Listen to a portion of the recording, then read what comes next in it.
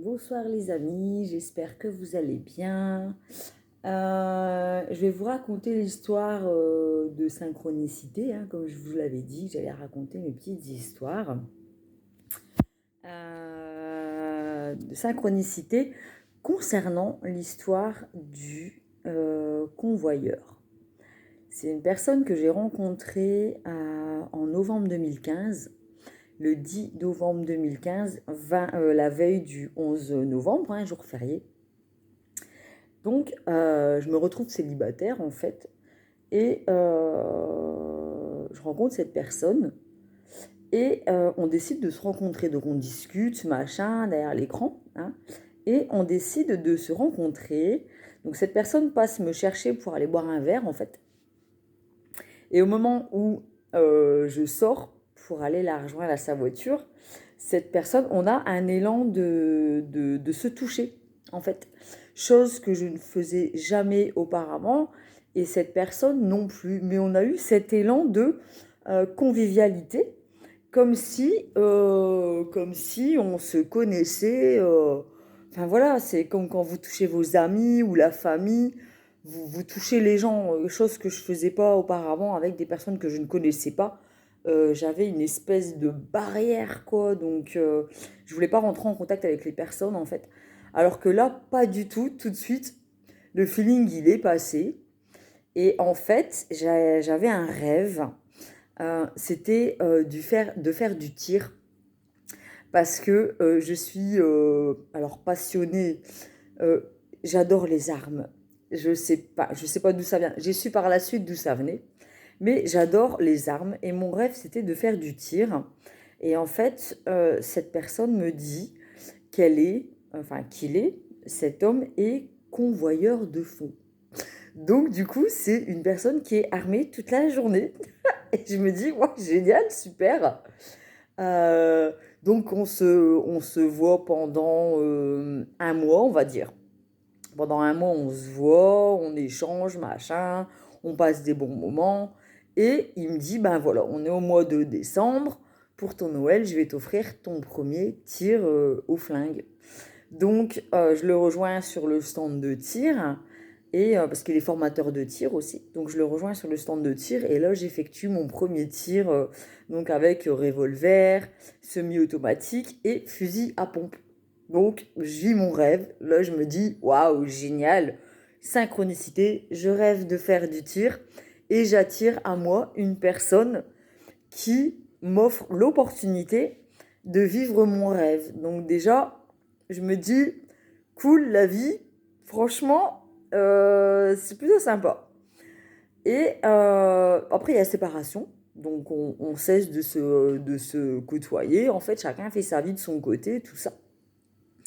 Et puis, un an après, alors moi, la notion du temps, le temps et moi, on n'est pas... Enfin voilà, le temps, pour moi, ça a des périodes qui me paraissent longues et des périodes qui me paraissent très rapides, selon ce que je vis, en fait, et les émotions que je traverse. Donc, on va dire un an après, cette personne me recontacte et elle me demande pardon, on discute tout ça, et c'est un des rares hommes qui a eu les cojones, et je le respecte énormément pour ça. J'ai énormément d'amour et d'affection pour cette personne et de respect, parce qu'elle a su demander pardon pour avoir coupé les ponts, on va dire. Euh, bon, je lui ai pardonné tout de suite, quoi, parce que je suis pas du genre. Enfin voilà, à partir du moment où une personne elle demande pardon, je trouve que déjà c'est un sacré pas à faire. C'est vraiment mettre son ego, pardon, de côté, et c'est pas quelque chose qu'on fait facilement. Donc je ne pouvais que lui pardonner, puis j'étais pas dans cette rancœur parce que c'est une personne qui m'avait apporté énormément et avec qui je me sentais quand même en lien affectif, en fait. Donc pas de souci, on reste en contact, machin, on se revoit, machin. Et après, ben voilà, pareil, je fais ma vie, il fait sa vie. Moi, je rencontre quelqu'un avec qui c'est plus stable. Et enfin, avec qui je me mets en couple, il me semble, si je mélange pas tout. Et donc pendant 2 ans, On s'envoie peut-être un petit texto par an, un truc comme ça, prendre des petites nouvelles, le petit rituel, qu'est-ce que tu deviens, quoi de neuf, tout ça. Et en fait, je sors dans une soirée avec mon compagnon à ce moment-là. Et là, je vois qui? Le convoyeur. Et je me dis, mais non, c'est pas possible. Donc instinctivement, je le prends dans mes bras. Enfin voilà, quoi, je suis super contente de le voir, machin. Et on se redonne des nouvelles par la suite. Et je crois qu'au niveau du temps, je suis pas bon. Je suis pas bonne. Je crois on était déjà rentré en contact avant. Ouais, en fait, tous les ans, on était en contact. Oui, donc une année avant de se revoir à la soirée du Nouvel An avec mon nouveau compagnon, à ce moment-là. euh, donc on n'était pas resté en contact pendant quelques mois, années. Et quand on a repris contact, moi j'avais commencé à avoir conscience de certaines synchronicités, certaines choses. J'étais retournée vers un membre de ma famille qui était beaucoup dans l'éveil spirituel, dans tout ce qui était énergie, tout ça, donc qui m'a mis sur ce chemin. Donc j'ai eu un éveil de conscience à ce moment-là.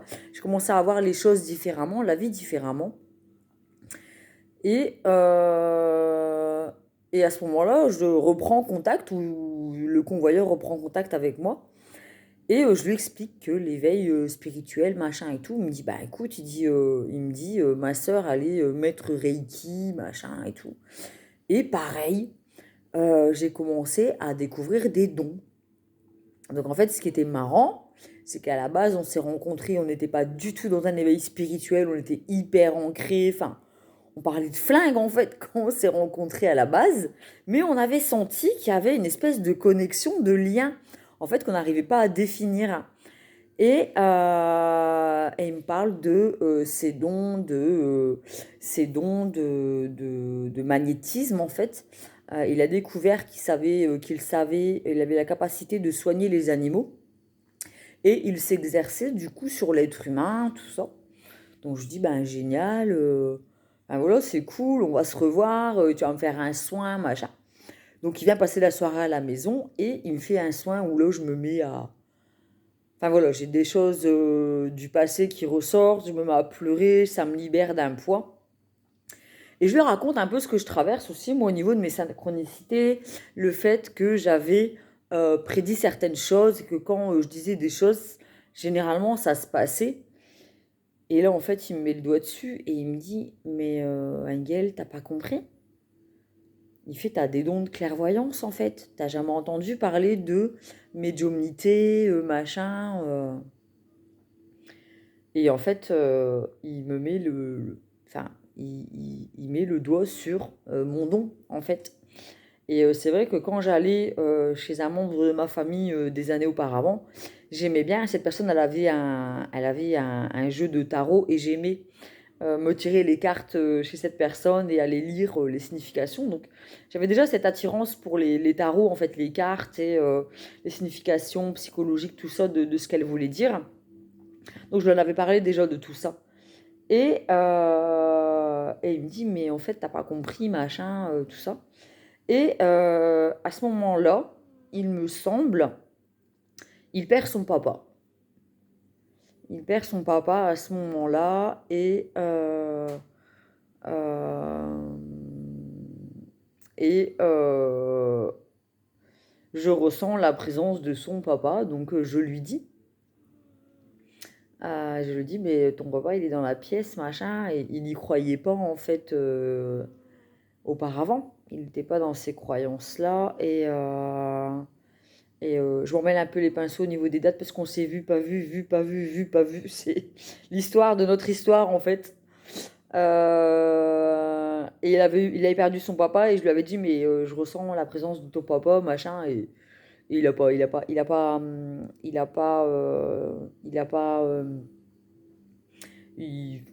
relevé en fait, d'accord. Et bah après voilà, quand on s'est revu 6 mois après, il m'a dit bah ouais en fait t'avais raison quoi. Il y avait bien la présence de mon papa machin. Et bref, c'est là que en fait c'est confirmé mes dons et c'est là que j'ai commencé à chercher sur internet, tarologie, médiumnité, voyance, clairvoyance, machin. Et j'ai commencé à développer ces dons. Et ce qui est marrant, en fait, c'est que pendant ce temps où on ne s'était pas du tout vu et pendant lesquels on n'était pas du tout rentré en contact, cette personne a évolué vers cet éveil spirituel et ce chemin de guérisseur énergétique, de magnétiseur, tout ça. Et moi, j'avais évolué sur mon chemin concernant cette médiumnité, la clairvoyance, tout ça. Donc, c'est une personne en fait avec qui je reste régulièrement en contact. On va dire qu'on a notre petit rituel annuel où on s'envoie un petit texto en disant bah écoute comment tu vas machin quoi de neuf et on se voit et ou alors soit on se parle pendant 1 heure et demie au téléphone, soit on arrive à se voir parce que du coup on a des plannings assez chargés donc c'est pas évident de se voir. Mais voilà, c'est une personne avec qui je suis restée en contact et avec qui je peux discuter une après-midi complète en me faisant comprendre totalement. C'est une personne avec qui elle lit mon âme. Elle lit mon âme et c'est une personne avec qui j'ai pas besoin de rentrer dans le détail pour me sentir comprise. Et en fait, on a compris pourquoi lors de notre première rencontre physique, euh, on, on- on s'est touché. En fait, c'est le fait que nos âmes se sont reconnues. Donc en fait, aujourd'hui, je comprends que c'est un lien d'âme, c'est une famille d'âme, et que cette personne est rentrée dans ma vie pour me permettre de me montrer la porte de mon chemin de vie, qui est la médiumnité, la clairvoyance, tout ça, quoi. Donc c'est une personne qui est très importante dans ma vie et avec qui j'ai pas besoin spécialement d'être en communication régulièrement et souvent. Je sais qu'on chemine parallèlement sur nos chemins spirituels et respectifs et que quand on reprend de nos nouvelles, généralement on va dire on en est au même point. En fait, on a évolué de la même manière.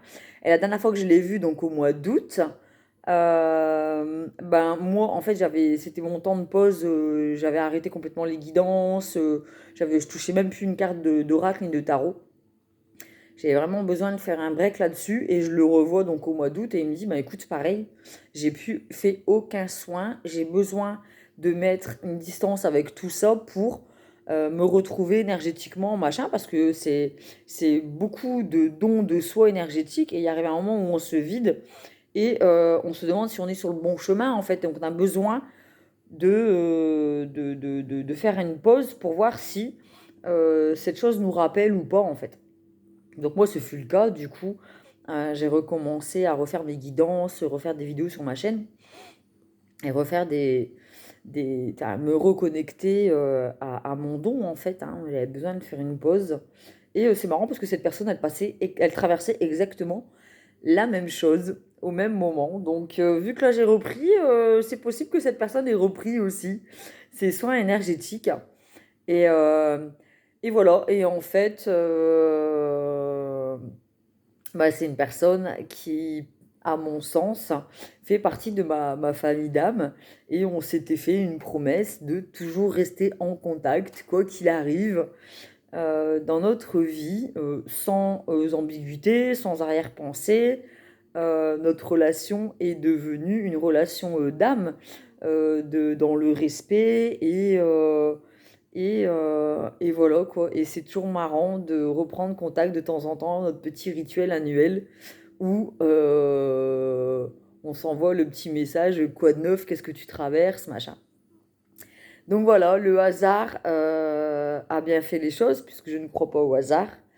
Et cette personne m'a permis de vivre mon rêve avec les armes et m'a permis aussi de mettre le doigt sur mes dons. Je savais qu'il y avait quelque chose. Euh, à un moment où on n'était plus spécialement en contact, j'avais rencontré des personnes qui m'avaient déjà mis sur ce chemin, mais il m'a permis de confirmer, de mettre le doigt dessus sur ce don de clairvoyance, parce que j'avais prédit une chose qui s'est passée dans ma famille, une maladie.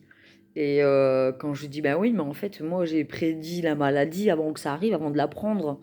Et c'est là qu'il m'a dit, mais t'as pas compris, quoi. T'as pas compris ton don, en fait. T'as pas compris tes capacités et ce que t'es capable de faire. Et c'est vrai que au niveau familial ou dans mes relations d'amitié aussi, j'ai tendance à voir les choses beaucoup plus rapidement que les autres. Je ressens beaucoup les personnes, les énergies, les personnes mal intentionnées, machin. Je capte vite tout ça, en fait.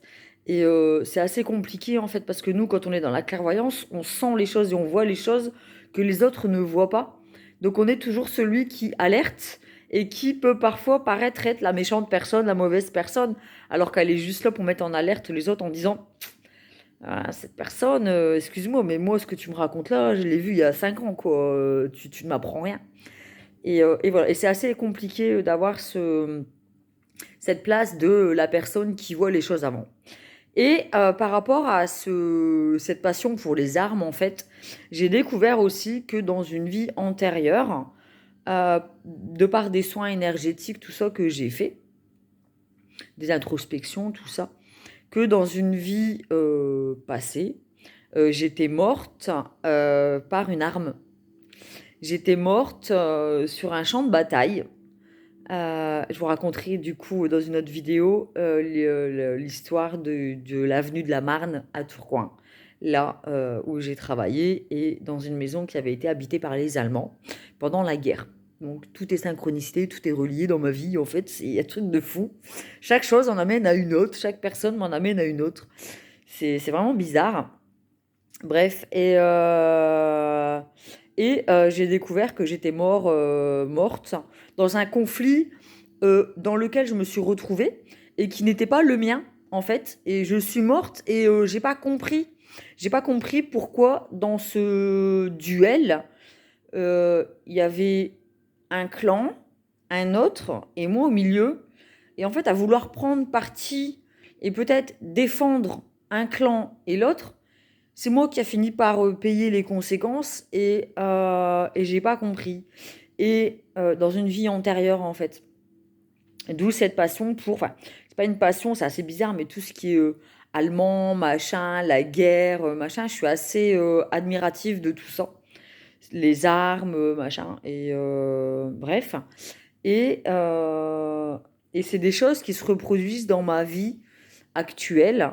Le fait de me retrouver entre deux personnes qui sont en conflit et à vouloir arranger les choses, à défendre le plus faible à mon sens, c'est moi qui me retrouve dans la mouise, en fait, et c'est moi qui se retrouve accusée de machin. Les choses se répètent dans cette vie actuelle. Donc j'apprends à éviter, à vouloir à tout prix prendre parti, défendre le plus faible, qui paraît faible à mes yeux, mais qui en fait ne l'est pas spécialement. Hein. Il y a beaucoup de manipulateurs et manipulatrices dans ce monde qui se font passer pour les victimes. Et comme moi j'ai ce besoin, c'est pas un besoin, mais c'est instinctif chez moi, je supporte pas qu'on fasse du mal à un plus faible, en fait. C'est injuste pour moi, c'est lâche. Et j'ai du mal avec ça, j'ai beaucoup de mal avec le fait que l'on puisse attaquer une personne qui est en faiblesse. Et je l'ai payé souvent très cher. Donc je sais que j'ai un travail à faire là-dessus, mais en tout cas, je sais que dans une vie antérieure, j'ai été tuée par une arme, d'où cette attirance pour les armes dans des conflits, dans cet esprit de dualité entre deux camps, dans un conflit qui n'était pas le mien, et j'ai pas compris pourquoi ces deux parties ont décidé de m'éliminer moi, et c'est des choses que je retrouve au niveau familial. Comme quoi, voilà. Donc, c'est peut-être des karmas à nettoyer aussi, des croyances, des machins, enfin voilà. Ça après, c'est mon histoire, c'est mon chemin, c'est personnel. Mais voilà, donc en tout cas, encore une synchronicité avec ce convoyeur, avec cette personne. On s'est rencontrés en 2015 en n'étant pas du tout éveillés. C'était pas du tout le but de notre rencontre. On n'était pas du tout dans cet esprit-là. Et pendant 2 ans, 1 an, on n'est plus en contact. Et quand on se retrouve, par la force des choses, en fait, hein, par des synchronicités ou je sais plus, eh ben, on a évolué tous les deux spirituellement sur notre chemin grâce à des rencontres. Lui, il avait rencontré un couple aussi qui savait détecter les dons chez les personnes et qui lui avait dit, mais t'es guérisseur, magnétiseur, t'as des dons pour soigner les animaux, tout ça. Donc c'est assez étonnant et moi j'étais exactement sur le même chemin par rapport à ma clairvoyance. Sauf vous savez, la petite étincelle, il manquait la petite ampoule qui me fait mettre le doigt sur, mais qu'est-ce qui se passe en moi? Il y a quelque chose en moi et je ressens des choses, je reçois des messages avant tout le monde, mais j'arrive pas à savoir ce que c'est. Je comprends pas ce qu'il se passe. Et cette personne m'a permis de mettre le doigt dessus. Et à partir de cette prise de conscience, toute ma vie, tout ce que j'avais traversé, vécu, les relations, les petites phrases, cette personne qui avait un tarot chez elle et chez qui j'aimais bien aller me tirer les cartes moi-même, m'avait dit lors d'une phrase qui avait rien à voir avec les tarots, mais toi tu sais bien jouer tes cartes. Et j'avais pas compris en fait sur le coup. Et puis bah, après voilà, 2 ans après quand on te dit bah ouais mais toi t'as un don de clairvoyance machin, et que je pars acheter mon premier oracle. Ça aussi, je vous raconterai du coup la rencontre avec Aurore et Thomas, la boutique ésotérique qui se trouvait à Aubourdin, dans laquelle j'ai acheté mon premier oracle, l'oracle des miroirs. Et je suis rentrée en connexion, enfin j'ai rencontré Aurore et Thomas. Et c'est des personnes que j'ai perdues de vue aussi et que j'ai retrouvées sur mon chemin aussi par hasard grâce à une tierce personne. Enfin, c'est toujours comme ça au moins, c'est vraiment, et je vous jure, c'est un truc de fou ma vie. Et voilà, donc voilà, j'ai compris la phrase qui a pris tout son sens, mais toi tu sais manier les cartes, tu sais manier tes cartes.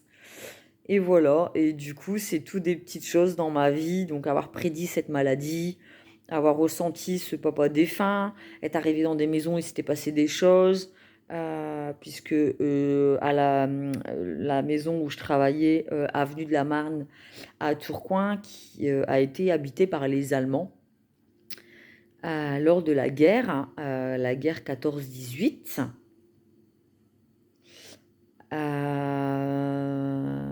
Ouais, je crois que c'est ça. Enfin bref, ça part loin cette histoire, c'est la plus, complexe et celle vraiment qui m'a fait vraiment mettre le doigt sur ce qui se passait aussi et le fait d'avoir ce don aussi de passeuse d'âme, c'est-à-dire des personnes qui sont décédées et qui viennent me voir pour les aider à passer à la lumière ou pour transmettre un message. Mais c'est aussi, voilà, c'est les aider à passer dans l'au-delà, dans la lumière, partir en paix et comprendre qu'elles sont décédées en fait, parce qu'il y a des âmes qui sont parties, qui se sont désincarnées, mais qui n'en ont pas conscience en fait. Et elles viennent demander de l'aide pour comprendre ce qui se passe et pouvoir partir sereinement pour continuer de cheminer sur leur chemin dans l'au-delà en fait. Et voilà, je fais une toute petite pause, j'arrive tout de suite.